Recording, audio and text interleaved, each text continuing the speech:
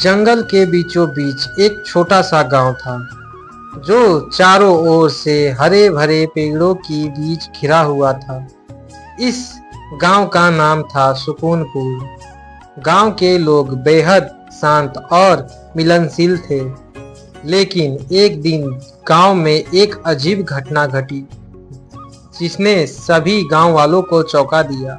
गांव के पास ही एक घना जंगल था जिसमें तरह तरह के जानवर रहते थे। गांव के लोग अक्सर वहां शिकार करने जाते थे। लेकिन एक दिन गांव के मुखिया रामू काका ने जंगल में एक अजीब आवाज सुनी। वे डर गए और तुरंत गांव वापस आ गए। उन्हें गांव वालों को बताया कि उन्होंने जंगल में एक भयानक चीख सुनी है। गांव के लोग पहले तो हंसे, लेकिन जब कुछ और लोगों ने भी वही आवाज सुनी तो वे चिंतित हो गए। गांव में चर्चा होने लगी कि जंगल में कोई रहस्यमय शक्ति है।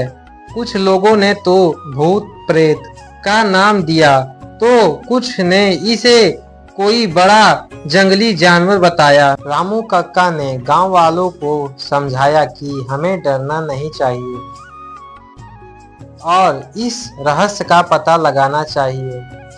उन्होंने कुछ युवाओं के साथ जंगल में जाने की फैसला किया।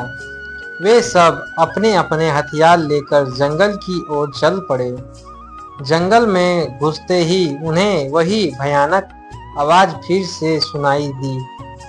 सभी डर के मारे रुक गए, लेकिन रामू काका ने हिम्मत नहीं हारी। वे धीरे धीरे आवाज की ओर बढ़ते गए। जब वे आवाज के पास पहुंचे तो उन्होंने देखा कि एक बड़ा सा अजगर पेड़ से लिपटा हुआ है और चीख रहा है। रामू काका ने ध्यान से देखा और समझा कि अजगर के पेट में कुछ अटका हुआ है जिसकी वजह से वह चीख रहा है। रामू काका ने गांव के लोगों को इशारा किया और उन्होंने मिलकर अजगर को पकड़ लिया। उन्होंने देखा कि अजगर के पेट में एक छोटा हिरन फंसा हुआ है। उन्होंने बड़ी सावधानी से अजगर के पेट से हिरन को बाहर निकाला।